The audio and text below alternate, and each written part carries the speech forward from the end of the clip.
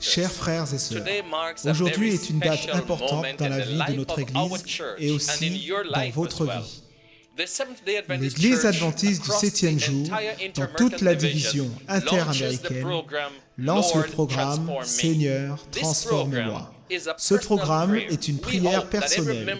Nous espérons que chaque membre d'Église fera la prière suivante. Seigneur, transforme-moi. C'est aussi le programme dans lequel nous lançons un plan stratégique pour réaliser la mission de l'Église dans notre territoire. Premièrement, transformer et vivre. Cette initiative personnelle où nous avons une connexion avec Christ. Deuxièmement, explorer et apprendre où nous voulons réaliser une investigation personnelle pour savoir quelle est notre position avec le Seigneur et aussi découvrir au sein de notre Église et notre communauté ce que nous pouvons faire d'autre afin d'être plus efficaces pour réaliser la mission. Ensuite, troisièmement, chacun d'entre nous se connectant avec un autre membre d'Église et quelqu'un à l'extérieur de l'Église pour partager tandis que nous développons des relations sociales et spirituelles. Ensuite, nous allons proclamer et moissonner, prêchant la parole et gagner des âmes à Christ. Quand tout cela sera fait, nous voulons nous assurer que tous ceux qui arrivent à l'Église deviennent des disciples et soient conservés.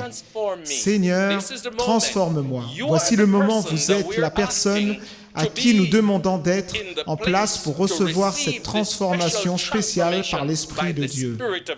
Seigneur, transforme-moi. Recherchons la transformation dans votre Église, dans chaque aspect de la vie de l'Église, transformation, et nous prions que Christ viendra bientôt et nous serons prêts pour aller à la maison. Seigneur, transforme-moi. C'est un appel que l'apôtre Paul nous envoie à chaque croyant. Je vous en prie, mes frères. Et ensuite, il va dans Romains 12, verset 2, qui dit de cette manière, « Ne vous conformez pas au siècle présent, mais soyez transformés par le renouvellement de votre intelligence. » Il définit la relation avec Dieu de ces deux manières. Premièrement, ce que nous pouvons faire, et deuxièmement, ce que seulement Dieu peut faire. Quand il dit « ne vous conformez pas », c'est quelque chose que nous pouvons faire. Qu'est-ce qu'il y a dans le monde qui fait que nous aimions le monde tellement? C'est ce que Paul dit. Ce que vous voyez, ne soyez pas amoureux par cela, parce qu'il y a quelque chose de mieux. Nous pouvons décider de ne pas nous conformer au monde. Qu'est-ce que c'est? Alors que nous regardons autour de nous l'environnement dans lequel nous vivons, les choses qui se passent, nous nous demandons qu'est-ce qu'il y a dans ce monde que nous puissions aimer.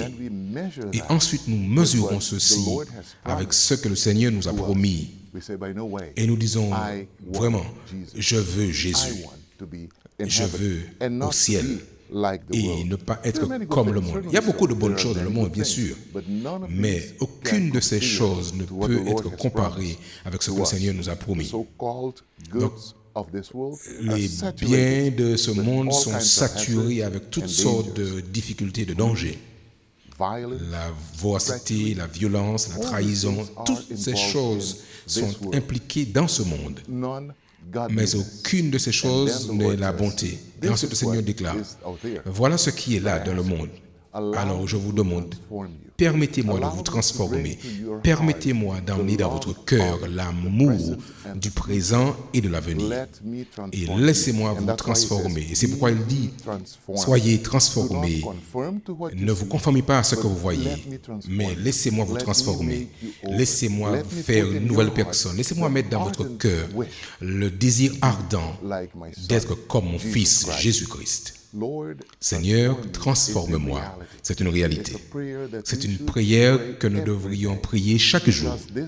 Parce que cette transformation va se manifester dans la manière dont nous sommes en relation avec Dieu, avec son Église et nos voisins. Voyez-vous, en tant que chrétiens, je nous vois en tant que chrétiens, nous sommes un groupe de personnes vivant dans un camp. le camp de Dieu. Nous laissons cet environnement, nous allons dans le monde, au travail, et ensuite nous revenons dans notre camp, là où nous appartenons, là où Dieu est avec nous. Donc nous allons dans le monde, mais nous n'appartenons pas au monde. Nous appartenons à notre Seigneur. Alors nous revenons pour dire que nous sommes totalement différents. C'est une possibilité distincte que le Seigneur nous transforme pour faire de nous des hommes différents. C'est inacceptable si nous permettons au monde de nous contrôler, tandis que nous avons l'appel, l'assistance et la direction de l'Esprit Saint pour être transformés. Reflétant cette transformation qui est en nous, nous serons beaucoup plus actifs dans l'environnement de Dieu. L'Église deviendra une réalité vivante pour nous. Ce sera là où nous sommes plus à l'aise, où nous serons plus impliqués dans l'Église, nous serons impliqués dans la vie de l'Église, nous serons impliqués en tant que chrétiens pour que le monde sache que nous sommes différents. Nous ne sommes pas des spectateurs dans l'Église, nous devons être des participants actifs. Et dans cette confirmation nous aidera à atteindre cet objectif. Chaque jour, nous devrions prier, Seigneur, transforme-moi. Seigneur, transforme-nous. Si nous prions, le Seigneur nous changera. L'Éternel transformera son Église et l'Éternel nous aidera à être plus à l'aise dans un environnement chrétien. Prions chaque jour. Seigneur, transforme-moi. Seigneur, transforme-nous. Que le Seigneur vous bénisse.